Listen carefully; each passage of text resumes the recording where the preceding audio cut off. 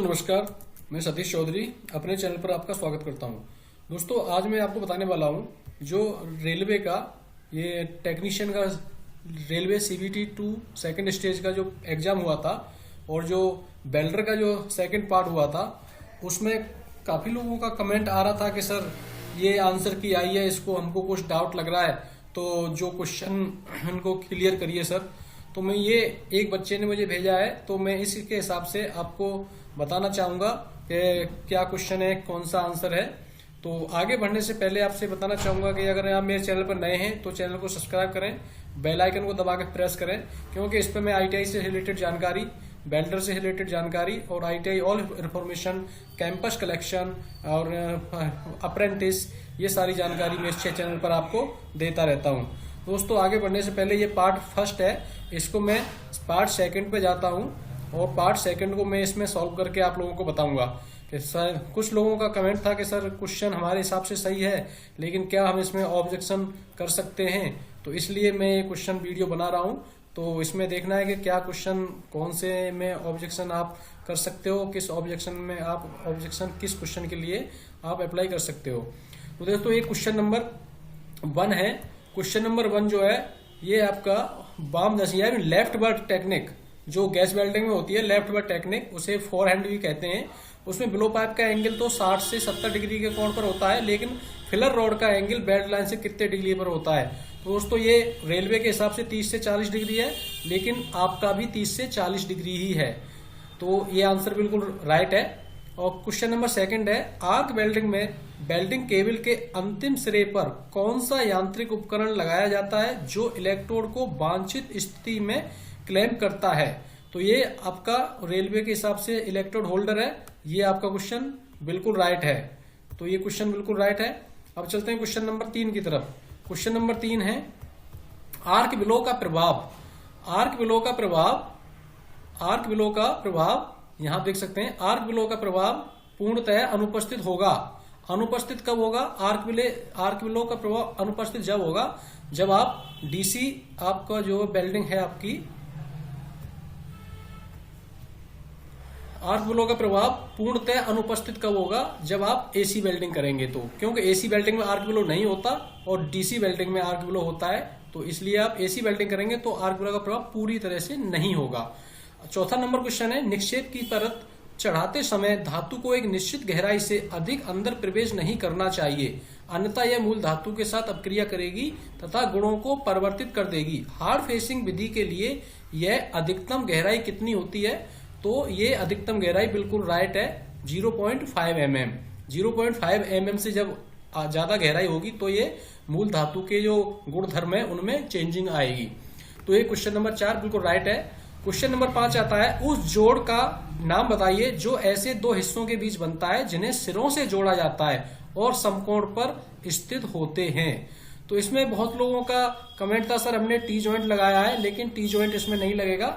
इसके आपका ये ऑप्शन नंबर 2 ही राइट है, यानी कॉर्नर जॉइंट ही है, ये यही सही है, क्योंकि इसमें दिया हुआ है दो हिस्सों के बीच में बनता है जिन्हें सिरों से जोड़ा जाता है। जो कॉर्नर है, एक कॉर्नर को दूसरे कॉर्नर से मिलाकर के जो जॉइंट बनाते हैं और तो जो जॉइंट्स और उनके बीच में जो एंगल है वो समकोण 90 डिग्री का होता है, तो वो कॉर्नर जॉइंट ही होता है। ये आंसर बिल्कुल राइट है, टी जॉइंट नहीं होगा। नेक्स्ट क्वेश्चन है, बेल्ट जोड़ जॉइंट बनने के बाद बट या कोने के जोड़ के रूट पर जमा होने वाली थोड़ी सी वेल्डिंग सामग्री को कहा जाता है। यानी जब आप वेल्डिंग जॉइंट लगा लेते हो और वेल्डिंग जॉइंट लगाने के बाद में जब पीछे की तरफ से एक छोटी सी बीड़, पतली सी बीड़ लगाई जाती है, उसको कहते हैं सीलिंग रन।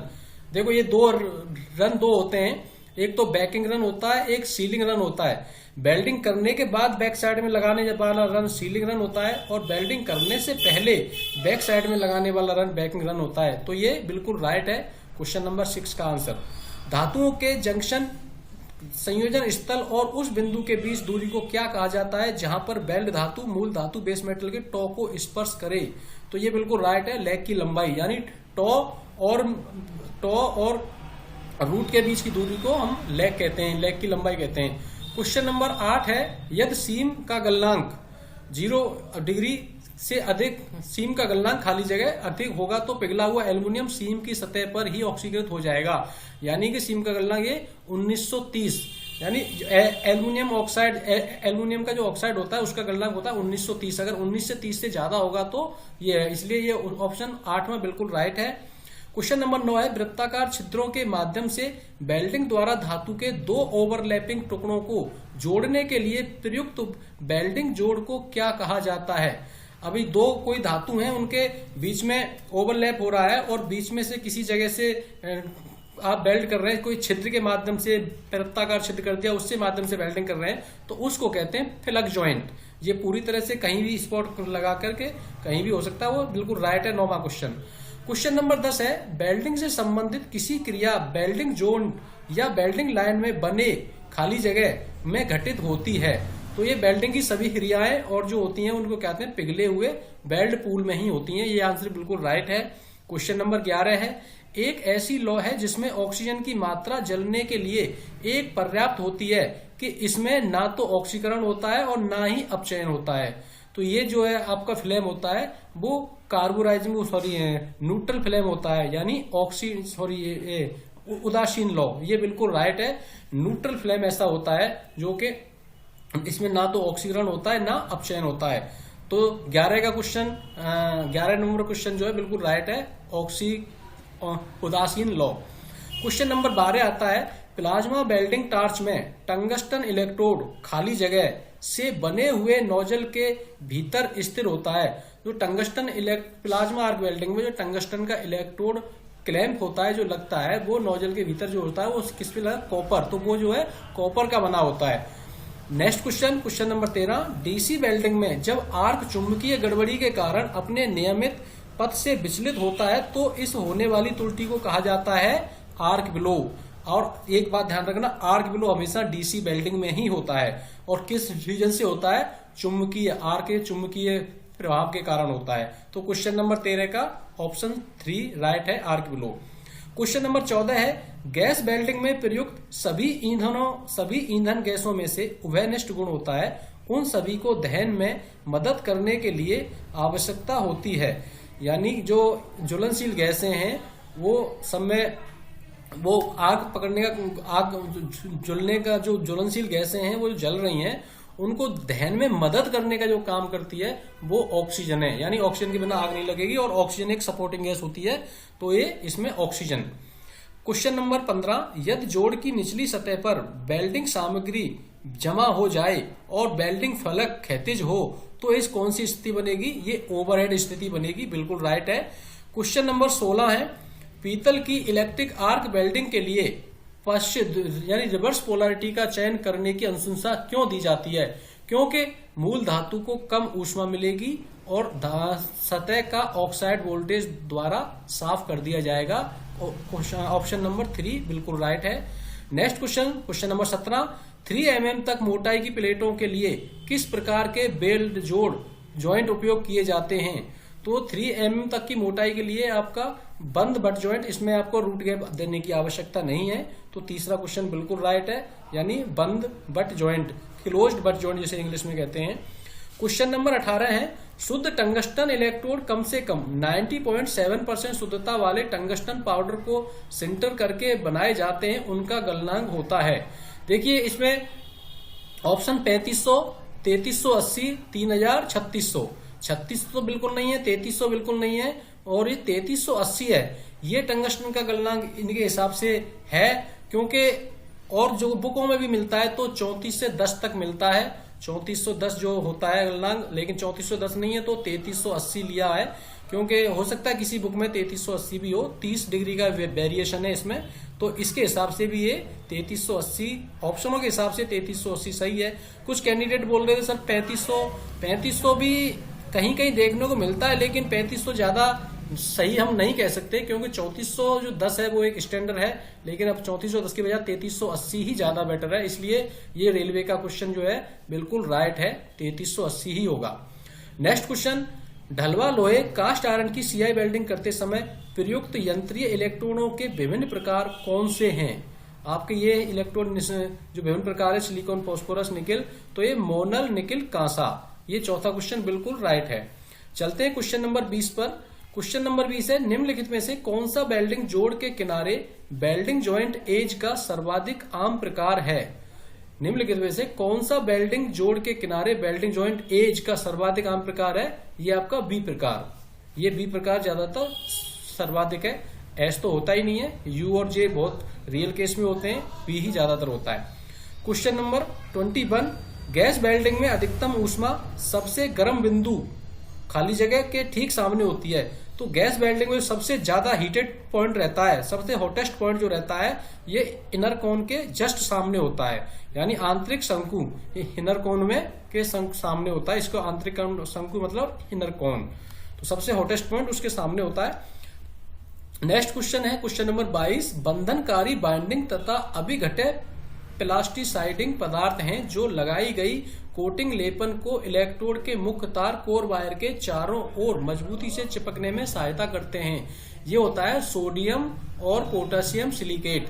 जो आपका इलेक्ट्रोड होता है उसके ऊपर जो फ्लेक्स की कोटिंग चढ़ी रहती है, उस फ्लेक्स की कोटिंग, उस जो कोटिंग चढ़ी होती है उस कोटिंग को बाउंड करने के लिए, पकड़ने के लिए, तो ये बाउंडिंग मटेरियल होते हैं, मतलब पकड़ते हैं ढंग से, तो ये सोडियम और पोटेशियम सिलिकेट होता है। बिल्कुल सही है।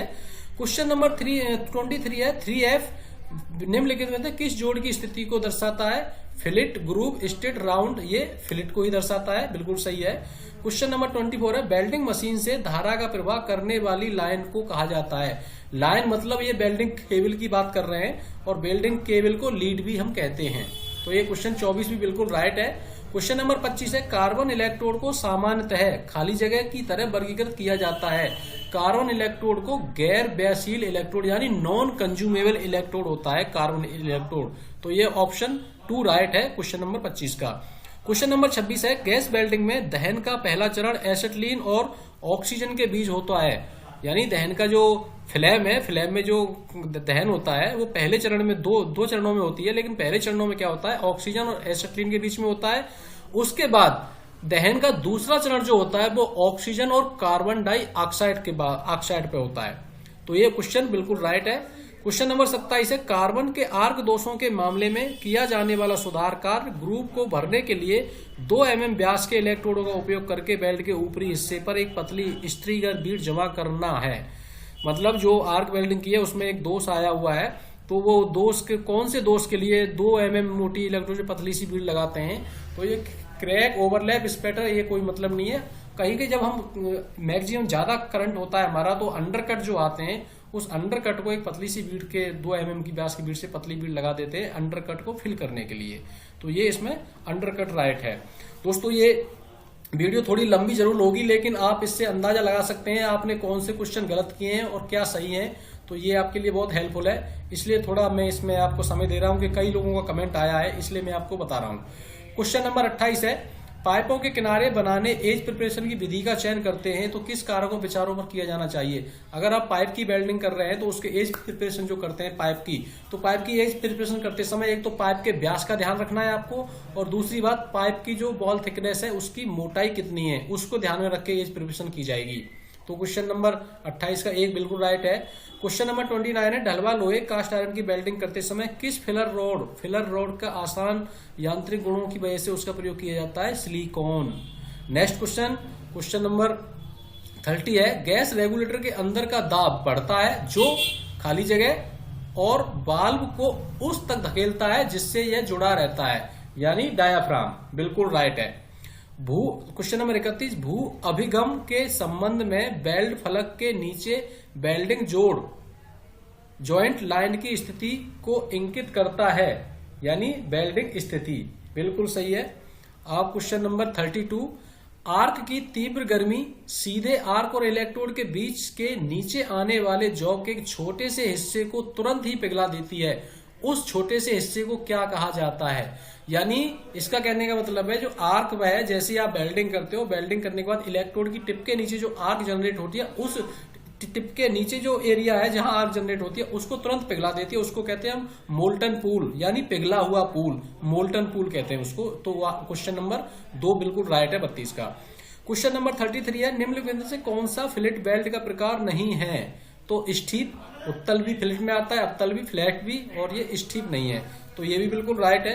क्वेश्चन नंबर 34 है, प्रयुक्त वेल्डिंग तकनीक निम्नलिखित में से कौन से कारक पर निर्भर करती है?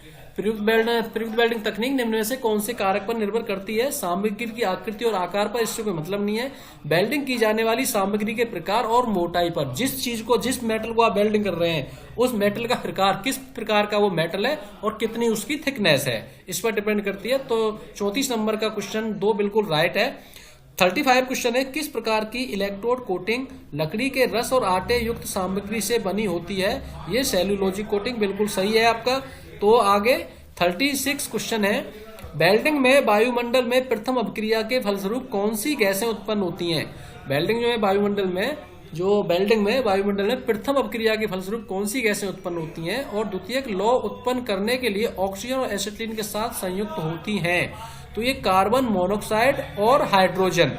नेक्स्ट क्वेश्चन है 37, क्वेश्चन नंबर 37 है आपका, ये 37 है।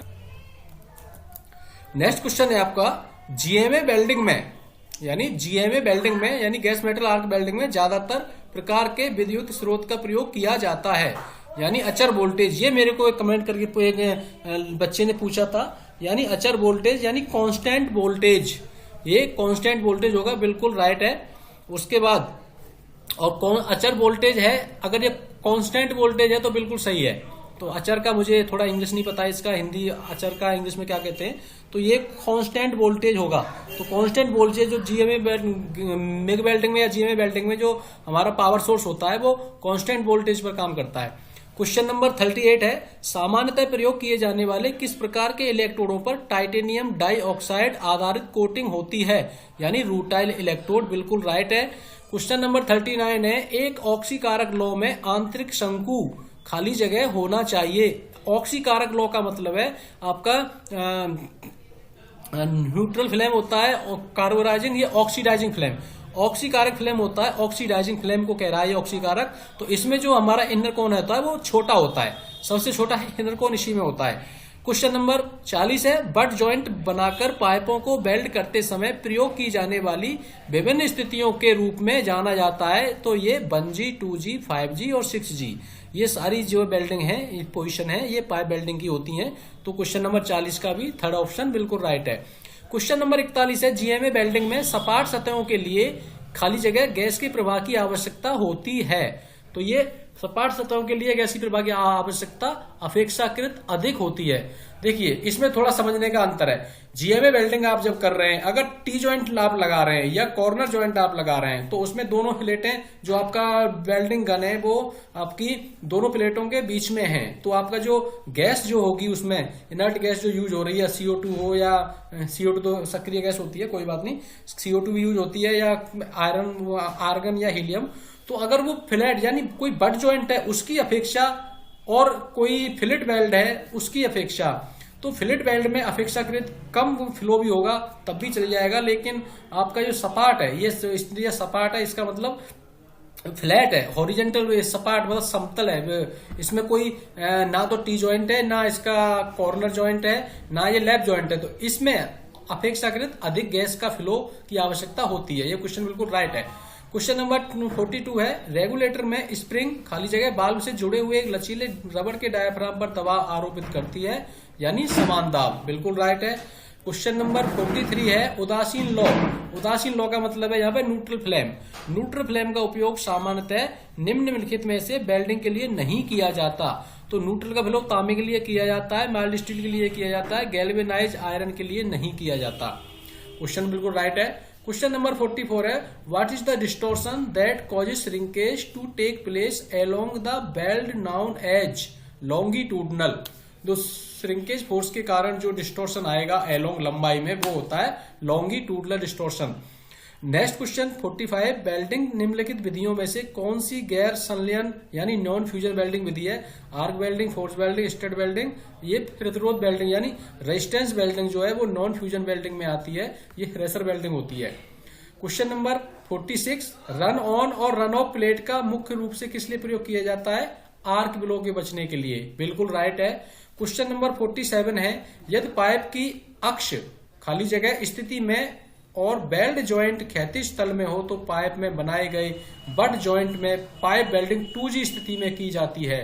यानी तो यह पाइप की अक्ष ऊर्ध्वाधर यानी पाइप वर्टिकल रहेगा लेकिन वेल्डिंग जॉइंट हॉरिजॉन्टल रहेगा तो ये 2G स्थिति बनती है। तो ये बिल्कुल राइट है 47 का question number option number 1। Question number 48 है दाब को नियंत्रित करने के लिए नली और ऑक्सीजन एवं एसिटिलीन के सिलेंडर के बीच में रखा जाता है, क्या है वो है रेगुलेटर। यानी जो हॉज पाइप है और रेगुलेटर के बीच में दाब को नियंत्रित करने के लिए रेगुलेटर को लगाते हैं, तो ये रेगुलेटर बिल्कुल राइट है। क्वेश्चन नंबर 49 है एक ऑक्सी एसिटिलीन लौ का तापमान कितना होता है। तो ऑक्सी एसिटिलीन का जो तापमान होता है वो 3300 डिग्री, बिल्कुल राइट है। इसमें ये ऑक्सीडाइजिंग फिल्म का होता है 3300 डिग्री, बिल्कुल राइट है। क्वेश्चन नंबर 50 है जीएमए वेल्डिंग में कार्बन डाइऑक्साइड का प्रयोग परीक्षण शील्डिंग कार्य हेतु किया जाता है। यह एक गैस कौन सी गैस है, ये सक्रिय गैस है यानी एक्टिव गैस है CO2। बहुत से कैंडिडेट कहते हैं सर ये अब इनर्ट गैस में आती है। आपको बता दूं इनर्ट गैस CO2 नहीं है, CO2 एक सक्रिय गैस है यानी एक्टिव गैस है। क्वेश्चन नंबर 51 है आर्क वेल्डिंग में निम्नलिखित में से किस प्रकार के ट्रांसफार्मर का प्रयोग किया जाता है। तो आपकी जो वेल्डिंग होती है उसमें स्टेप डाउन ट्रांसफार्मर का प्रयोग होता है, बिल्कुल राइट क्वेश्चन है। क्वेश्चन नंबर 52 है प्लाज्मा आर्क वेल्डिंग में टार्च के भीतर टंगस्टन इलेक्ट्रोड तथा लाइव ताम्र इलेक्ट्रोड के बीच उत्पन्न होने वाली चिंगारी आर्क बर्निंग को कहा जाता है ट्रांसफर्ड आर्क, बिल्कुल राइट है। नेक्स्ट क्वेश्चन 53 4 mm या उससे अधिक मोटाई वाली भारी एल्यूमिनियम प्लेटों की वेल्डिंग के लिए उनके किनारों को समाविष्ट कोण आंतरिक कोण पर तिरछा बेवल किया जाता है 90 डिग्री, बिल्कुल राइट है। नेक्स्ट क्वेश्चन है उस उपकरण का नाम बताइए जो एक प्रकार से AC वोल्टेज और धारा को दूसरे प्रकार के वोल्टेज धारा में परिवर्तित करता है। देखिए ये क्वेश्चन डाउट है, इसमें क्या है ये क्वेश्चन ही पूरा इस तरह से नहीं है। ये क्वेश्चन अगर ऐसे होता उस उपकरण का नाम बताइए जो एक प्रकार की AC वोल्टेज और धारा को दूसरे प्रकार की वोल्टेज और धारा में परिवर्तित करता है। तो आपको बता दूं AC वोल्टेज और धारा का दूसरा जो प्रकार है वो DC होता है और DC को हमेशा जब DC को रेक्टिफायर कन्वर्ट करता है। ट्रांसफार्मर मेरे हिसाब से सही नहीं है, आप इसमें ऑब्जेक्शन ले सकते हो। तो ये 54 क्वेश्चन जो है आप एक बार मैं आपको दोबारा समझाने की कोशिश कर रहा हूं। उस उपकरण का नाम बताइए जो एक प्रकार के AC वोल्टेज और धारा को यानी AC करंट है, AC करंट और वोल्टेज और धारा को दूसरे प्रकार की वोल्टेज, तो दूसरे प्रकार का तो AC का दूसरा प्रकार DC हुआ और DC को कन्वर्ट करने का काम करता है, AC टू DC कन्वर्ट करने का काम करता है रेक्टिफायर। इसलिए इसमें ट्रांसफार्मर मेरे हिसाब से नहीं है, आप इसमें मेरे हिसाब से रेक्टिफायर है, बाकी आप लोग इसमें देख सकते हैं। नेक्स्ट क्वेश्चन है बेल्ट धातु में जमा होने के बाद तुरंत हथौड़ा मारने की प्रक्रिया को कहा जाता है पीनिंग कहा जाता है, बिल्कुल सही बात है। इलेक्ट्रोड को 2 मानक लंबाइयों में बनाए जाते हैं, वो अप्रोक्स 2 मानक लंबाई होती है 350 mm और 450 mm, बिल्कुल राइट है। क्वेश्चन नंबर 57 है आर्गन शील्डिंग गैस हवा से भारी और हीलियम गैस हवा से हल्की होती है। तो आपका 4th ऑप्शन बिल्कुल राइट है, आर्गन हमेशा हवा से भारी रहती है और हीलियम हवा से हल्की होती है। क्वेश्चन नंबर 58 है अभी एक क्वेश्चन और बनता है कभी कभी कि गुब्बारा जो हवा में उड़ता है उसमें कौन सी गैस भरी रहती है। तो आपके लिए बता दूं उसमें हीलियम गैस भरी होती है, क्योंकि हीलियम हवा से हल्की होती है इसलिए वो वायुमंडल में गुब्बारा उड़ जाता है। नेक्स्ट क्वेश्चन वेल्डिंग की निम्नलिखित विधियों में से कौन सी विरूपण को नियंत्रित करने के लिए प्रयोग की जाने वाली विधि नहीं है। इंटरमीडिएट वेल्डिंग बिल्कुल है, राइट हैंड वेल्डिंग और बैक स्टेप वेल्डिंग और स्किप वेल्डिंग, ये तीनों वेल्डिंग ऊपर की और नीचे की दोनों ये आपका डिस्टोर्शन को कम करने की विधि है, लेकिन दाएं हाथ की वेल्डिंग इससे कोई मतलब नहीं है, तो इसका ये वाली वेल्डिंग नहीं है, इसलिए ऑप्शन ए राइट है। पूर्ण दहन के लिए गैस वेल्डिंग में ऑक्सीजन और एसिटिलीन का आयतनिक वॉल्यूमेट्रिक अनुपात होना चाहिए। देखो पूर्ण दहन के लिए जो है आपका गैस वेल्डिंग में ऑक्सीजन तथा एसिटिलीन का आयतन अनुपात, यहाँ आप बहुत लोग कंफ्यूज हो गए, बहुत लोगों ने लगाया है कि सर 1:1 अनुपात होता है, लेकिन ये नहीं है। रेलवे के द्वारा बताया गया ऑप्शन बिल्कुल राइट है, 2:1। देखिए यहाँ पहले ऑक्सीजन फिर एसिटिलीन, तो ऑक्सीजन 2:2 अनुपात और 1 अनुपात एसिटिलीन। अब वो कैसे, इसमें थोड़ा सा समझिए। इसमें है कि सिलेंडर से हम जो गैस ले रहे हैं, न्यूट्रल फ्लेम के लिए सिलेंडर से हम गैस ले रहे हैं, वो 1:1 में ले रहे हैं। तो 1:1 बचा 1.25 अनुपात। तो 1.25 अनुपात जो है ये हमारा जो फ्लेम में है वो वायुमंडल की ऑक्सीजन से ले रहे हैं, इसलिए पूर्ण दहन तब हो रहा है। आपको बता दूं, 1 भाग एसिटिलीन को पूरी तरह से जलाने के लिए 2.5 भाग ऑक्सीजन की आवश्यकता होती है। 1 भाग तो उसे सिलेंडर से मिल रहा है, बाकी का 1.5 भाग वो वायुमंडल की ऑक्सीजन से लेती है, इसलिए 2.5 पूरा हो जाता है। तो ये रेलवे के द्वारा बिल्कुल राइट है। ये बहुत लोगों ने, काफी कैंडिडेट ने इसका यही आंसर किया है, 4th वाला। तो ये आइटम रेलवे का बिल्कुल राइट है, आपका क्लियर हो गया होगा। क्वेश्चन नंबर 60 है, जब तार या इलेक्ट्रोड को पिघलाया जाता है तो स्टील में संलयित किया जाता है, तो कार्य सतह पर जमा फिलर धातु को कहा जाता है। यानी जो फिलर इलेक्ट्रोड से मेटल पिघल करके धातु को जम जाता है उसको हम कहते हैं Beed. Next question, belt Beed पर जमा होने वाले अर्धवृत्ताकार बीड को कहा जाता है फिरबलन। बिल्कुल सही है। नेक्स्ट क्वेश्चन, जब बेल्ट की गई धातु जमती है तो इसकी सतह पर स्लैग जमा हो जाती है, क्योंकि यह बेल्ट धातु से हल्की होती है। ये क्वेश्चन आपको पूछ लिया जाता है, जो आपका बेल्ट बीड है, बेल्ट बीड में जो आपका स्लैग की पपड़ी ऊपर जमती है वो क्यों जमती है? क्योंकि स्लैग का जो घनत्व है वो कम रहता है, यानी वो हल्की होती है। Next question, question number 63, joint के रूट पर जोड़े जाने वाले हिस्सों के बीच के पृथक्करण को कहा जाता है रूट का खुला हिस्सा। बिल्कुल राइट है। नेक्स्ट क्वेश्चन 64, यदि प्लेटों की मोटाई 3 से 5 mm के बीच हो तो इसके किनारों को कम से कम समाविष्ट आंतरिक कोण पर तिरछा बेवल किया जाता है 80। बिल्कुल राइट है। नेक्स्ट क्वेश्चन, हार्ड फेसिंग प्रक्रिया के आरंभ में, हार्ड फेसिंग प्रक्रिया के आरंभ में खाली जगह स्थिति में लाने के लिए सतह को गर्म किया जाता है। तो आप ये देख सकते हैं इसमें धातु हरण या लाल गर्म। वैसे हार्ड फेसिंग में तो प्लेटें जो है हीट होती हैं, तो इसमें मैं अपने हिसाब से अगर क्वेश्चन लगाता तो मैं अपने हिसाब से लाल गर्म ही लगाता। अब ये आपको देखना है आपको क्या करना है। अगर मैं ये क्वेश्चन को सॉल्व करता तो मैं ऑप्शन लाल गर्म स्थिति में लाने के लिए सतह को गर्म किया जाता है, मैं ये करता। क्वेश्चन नंबर इसमें आप देख सकते हैं, question number 66, 2 of the most prevalent quality problem in GMA W are gross and porosity. बिल्कुल राइट है, पोरोसिटी ज्यादा आती है। गैस टंगस्टन आर्क वेल्डिंग का उपयोग विशेषकर खाली जगह में बहुत सी अन्य अलौह नॉन फेरस धातुओं की वेल्डिंग करते समय किया जाता है, यानी एल्युमिनियम, टाइटेनियम। बिल्कुल राइट है। निम्नलिखित में से किसे भेद्यता की कमी के रूप में जाना जाता है? जब भेद्यता रूट, आधार व बाल दीवार में नहीं होती। भेद्यता का मतलब मेरे ख्याल से यहाँ पेनिट्रेशन है, तो ये बिल्कुल राइट है। क्वेश्चन नंबर 69 है, धातु को काटने से पहले खाली जगह द्वारा पूर्व गर्म किया जाता है। ये उदासीन लॉ, औपचारिक लॉ, ऑक्सीकरण। हाँ, इसमें आप लोग ऑब्जेक्शन ले सकते हैं। क्वेश्चन नंबर 69 में ये ऑब्जेक्शन लेने के लिए इसमें धातु को काटने के लिए, यानी गैस कटिंग करने से पहले जो प्रीहीट करते हैं जॉब को, उसमें न्यूट्रल फ्लेम का प्रयोग होता है। तो इसमें ऑक्सीकरण नहीं होता, उसमें न्यूट्रल फ्लेम का प्रयोग होता है। इसे आप इसमें ऑब्जेक्शन में इस क्वेश्चन को आप रख सकते हैं। धातु को काटने के लिए उदासीन लॉ का द्वारा पूर्व गर्म किया जाता है, ना कि ऑक्सीकरण लॉ से। तो इसका आंसर मेरे हिसाब से ऑप्शन 1 राइट है। तो आप देख लेना इसमें क्या करना है, आपको ऑब्जेक्शन लेना है कि नहीं लेना, ये आपकी मर्जी है। मेरे हिसाब से क्वेश्चन इसका उदासीन लॉ है। नेक्स्ट क्वेश्चन, कटिंग कार से दूर रहने के लिए व्यक्ति को कम से कम कितनी दूरी सुनिश्चित करनी चाहिए? 3 मीटर तो होनी चाहिए। बिल्कुल राइट है।